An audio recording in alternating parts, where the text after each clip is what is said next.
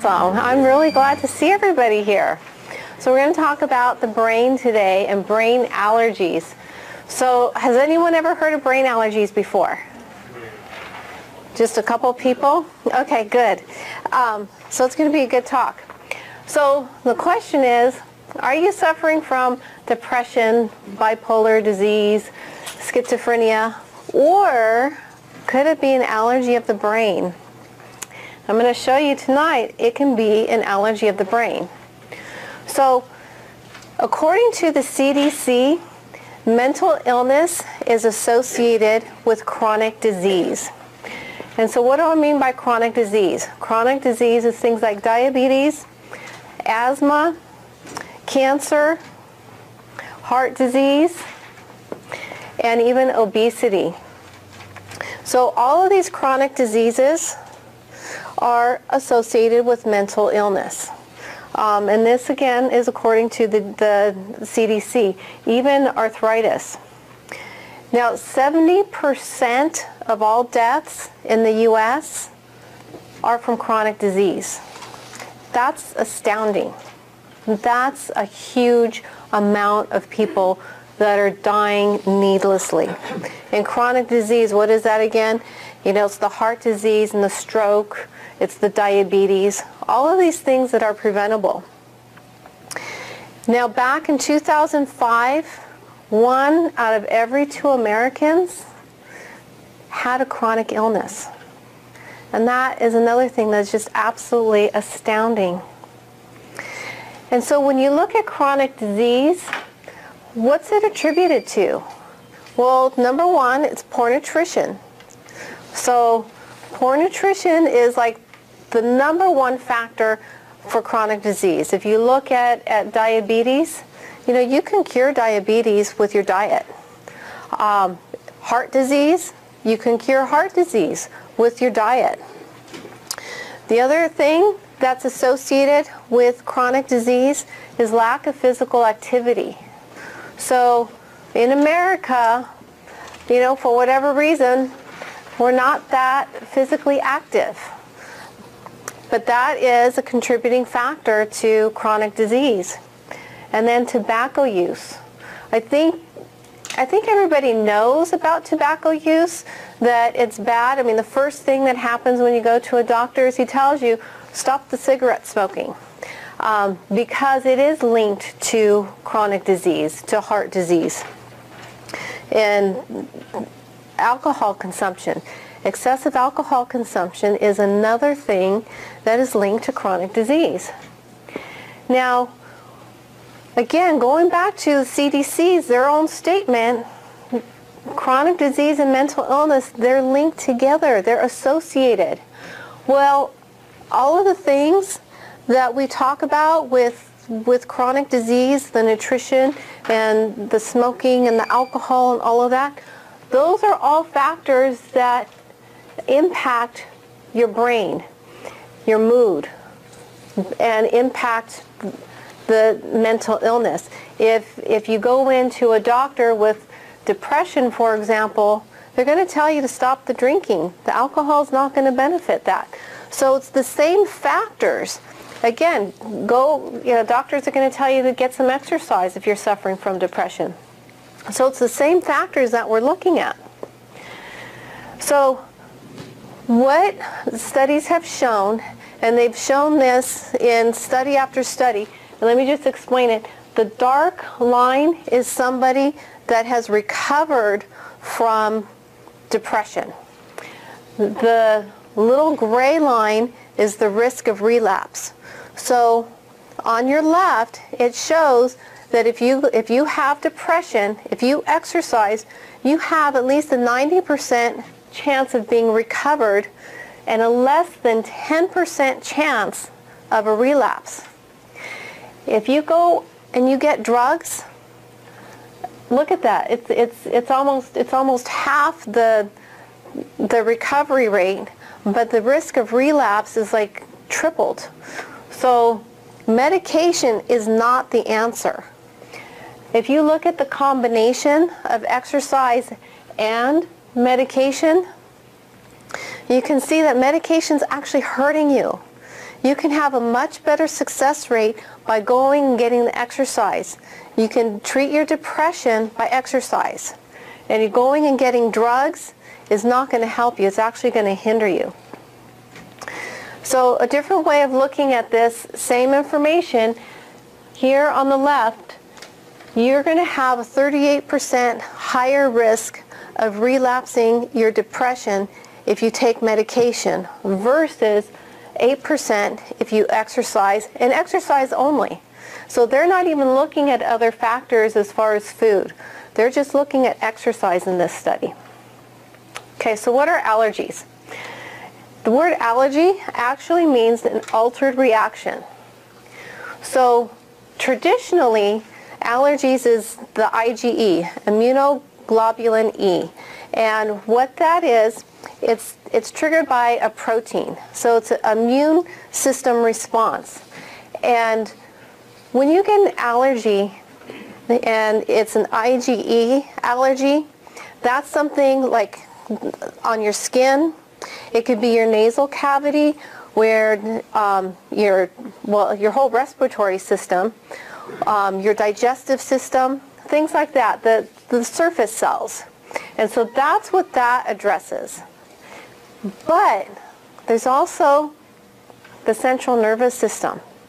And the central nervous system isn't affected the same way, and it's not affected by the IgE. We have to look at things differently when we look at the central nervous system. The central nervous system allergies, they can be triggered by chemicals and by foods, but you're not going to be able to take that skin test. Has anyone ever had that allergy test? Yeah, a couple of you. That allergy test, what they do is they prick your skin and they put certain substances under your skin and they see what kind of reaction you have. I had that a long time ago when I had some severe allergies. And it's a horrible test because you're sitting there with your arms all pricked and you can't scratch, you can't itch, and they're pricking you with all sorts of substances. Well, that again, that's the IgE. That's not going to tell if you're having some kind of problem with a brain allergy. So again, I want to differentiate between the different kinds of allergies, like the hay fever. That's completely different than the brain allergy, or anaphylactic shock. So like Will Smith, you guys remember that movie Hitch? That was a good movie, but what was he doing? He was having shellfish. And then he had to be rushed to the hospital. Well, that's a common allergen for a lot of people, as well as peanuts and bee stings. And these can be deadly. These are pretty severe when somebody has that type of response. But what I want to talk to you about is brain allergies. So we kind of know the symptoms of allergies, right? You know, the sneezing and the coughing and maybe the anaphylactic shock. So we know the symptoms of allergies. But what are the symptoms of brain allergies? So dizziness is one. Blurred vision is another one. Crying and depression, that's another symptom of a brain allergy. Mood swings, that's a big one. Brain fog is a big one. I think most of us here, I know I've experienced brain fog. And then panic attacks. So these are some of the symptoms, and there's more symptoms than this, but these are some of the main symptoms of a brain allergy. So brain fog, you know, what is that? It's like a mental fatigue. You know, you're just drained. You're just not yourself. You know, you're not sharp. And it can trigger like despondency and just kind of, you're not yourself, and you just have this kind of despair type of a feeling. And then depression and bipolar, these can be also symptoms of a brain allergy. And then schizophrenia. What's interesting about schizophrenia is 80% of schizophrenics are allergic to eggs. I found that fascinating. And then the other thing about schizophrenics, if you look at schizophrenia worldwide, it's low in the areas where they don't eat a lot of grains and the grain cereals. So they don't have wheat and they don't have barley and rye. There's also a form of schizophrenia that is niacin related, where these people don't have enough niacin and they need to have mega doses of niacin to stop the symptoms of the schizophrenia. So traditional remedies. What's a traditional remedy? It's medication, you know? And if you try one medication and it doesn't work, it doesn't matter, because there's probably about 5, 6, 10 other medications that they can give you to try. And it's a horrible state to be in if you have a brain allergy and you're not feeling good. You know, you have that feeling of despair. And what they show you on all the commercials is if you take your pill, you're going to be happy. But that's really slick marketing, and they're really, really good at it. And they're really good at putting that commercial up there where you have this girl who's just like in horrible despair, and then afterwards she's running through the meadow happy and, you know, playing with her dog or whatever. The reality, though, is that there's entire law practices that are based upon suing pharmaceutical companies because of these dangerous chemicals, these dangerous drugs. And what they don't tell you is the side effects. So side effects can be suicide. I mean, how absolutely insane is that? That you're depressed, you're afraid you're going to, you know, kill yourself because you're so depressed and you have nothing to live for, so you're going to take a drug that the side effect is suicide. I mean, that's just absolutely insane. So, is it possible that the cause of mental illness is chemical or food allergies? And I think the answer has to be absolutely yes. And so, what are the causes of brain allergies? Well, chemicals. We're exposed to chemicals every day. Food additives. And just basic food allergies. And when I talk about allergies, I mean, you know, even like food sensitivities. So again, you might not have allergic reaction where you're sneezing or itching, but it can still be affecting your central nervous system. And so food cravings. A lot of times, the food that you're allergic to is the food that you crave. And so dairy, including cheese, that's a common allergen. Chocolate's a common allergen. Alcohol, breads and pastries, anything with gluten, that's a very, very common allergen. And then corn is actually one of the biggest ones. And you know, I talk to a lot of people about nutrition and about the food that they eat, and corn is actually hidden in a lot of foods. It's hidden in salad dressings and oils. It's hidden in sweeteners. And so people don't realize things like McDonald's French fries or tomato ketchup, all these things have corn in it. It's hidden. And the companies know that it's addicting. And so they put this stuff purposely in the food. But you can get corn from the high fructose corn syrup. Corn and corn products are in beer. Again, in oils. And one of the things to be careful of, corn's, you know, pretty cheap grain. Olive oil, I talked to you guys about this last time. You need to watch your olive oil and be careful that your olive oil is a good quality olive oil. You want to make sure that it's not cut with cheap oils, and one of the cheap oils they cut it with is corn.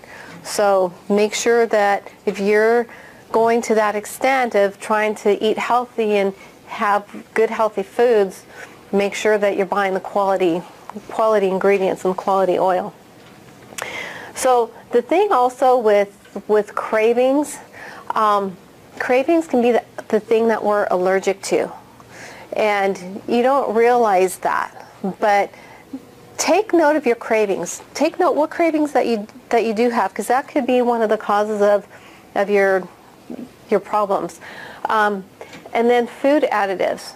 Now there's food additives in almost everything. So there's food additives in the meat, especially chicken. They pump your chicken with hormones, and they pump your chicken with antibiotics. And with most meats, unless you're going to be getting the organic grass-fed meat. And the sad thing about this is that all these food additives, they market it to children. And so our children are being bombarded by a very, very early age. You know, they market it, and they candy as beautiful colors, you know, and it tastes good. It's got that pop of flavor. And the kids are being bombarded day after day after day with the food chemicals. So one of the other things to watch for, I think I told you guys about this once before, natural flavors. You want to be careful about natural flavors, because natural flavors, there's a whole industry built on flavors. And they have a big lab about, you know, we're going to make the best strawberry flavor. And in order to say natural, what they do is they can get it from the castor sac of the beaver. Has anyone heard of that? Does anyone know where the castor sac of the beaver is? Downstairs. Downstairs. Exactly. So you want to really be careful when you see natural flavors. Don't be thinking, oh, it's a natural strawberry flavor. It must be made from strawberries, or strawberry extract, which is what I used to think a long time ago. No, natural flavors are from things like the beaver butt. We don't want that in our food. So we want to be careful with the food additives. And then allergens. Allergens are everywhere, chemical allergens. So fabric softeners. I don't know if you guys are aware of those little fabric softener sheets that you put in the dryer, and they smell so good and they make your laundry so fresh. Well, it's full of chemicals. It's got petrochemicals in there, and it's got all sorts of toxins in there. And when you put the dryer on, the heat has that permeate through, you know, your laundry room, and it permeates through your clothing. So when you put the clothing on, your skin's absorbing that. And then off-gassing. Off-gassing can be like the carpet can off-gas for like up to 8 years. So carpet off-gases, one of the worst offenders for off-gassing is memory foam mattresses, and how they market those, you know, they feel wonderful. You put your hand in and it sinks down and it feels so good, and then you get up and it pops back up and it's just so comfortable. Those things reek. And so when you bring that into your home is getting permeated, just permeated with all these fumes and these chemicals. But then you sleep on that for 6 to 8 hours. I mean, you're just breathing that in and breathing that in, and that causes overwhelm to your body. So you need to really be careful with the things that you do bring into your home. And just a little side note, plants are really good if you have chemicals like that, like new furniture, laundry, anything, I mean not laundry, carpet. If you have that stuff in your house, you can get certain plants, and chrysanthemums are a really good flower, and they work really hard to try to get the chemicals out of the air, but you're still going to be experiencing chemical allergens. And then vaccines. This is a huge one. So vaccines themselves have soy, they've got egg, They've got MSG. So those are known allergens that we know about. But then there's all sorts of chemicals that have no business being in the human body, like formaldehyde, aluminum. You know, no wonder it goes to your brain and it causes this allergic response, and your brain is just on overload. So number one thing, what do? We have to get rid of the offending food and the chemicals. And number one is water, good clean water. No chlorine in your water, and no fluoride in your water, because those are two toxins. Fluoride is a neurotoxin. So you've got to get rid of the fluoride. The solution to pollution is dilution. So drink as much water as you possibly can. Now, Hippocrates knew, and he wrote all about this kind of stuff a long time ago, back whenever he was walking this earth. And one of the things that he said is, in his writings, is he said if you're having some kind of an allergic response, you want to go on a water fast for 4 days. And you want to get everything out of your system, all the toxins out of your system, the chemical toxins and the food toxins. And just a little bit about food allergies. You might not realize that you have an allergic response to, for example, celery, which, you know, that's a good food. I would tell people, you know, yes, have that in your diet because it's a good food. But each particular person has a different, you know, molecular structure, and that particular person might have a reaction with celery. So you want to remove everything for 4 days, not even juicing. And then what you want to do is you want to introduce one food at a time and see what happens. And once you introduce that one food, if you're okay for 4 days, then you can reintroduce the next food. That is a very, very long and tedious process, but it's effective and it works. I also have a blood test that can can test you as well. But if you want to just do it on your own, you can do it that way.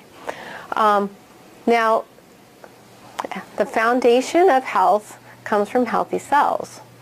And so there's cleanses, and I'm a big proponent of cleanses. I love cleanses. I cured myself of allergies. I had the worst allergies. I could smell dust and all of a sudden I'd be sneezing and runny nose. It was embarrassingly horrible. I did the master cleanse, and that is lemon juice, water, cayenne pepper, and grade B maple syrup. I use maple syrup. And I actually cured myself of allergies with this. But each cleanse has a different purpose. Biotics has a fantastic one that's really good for your liver.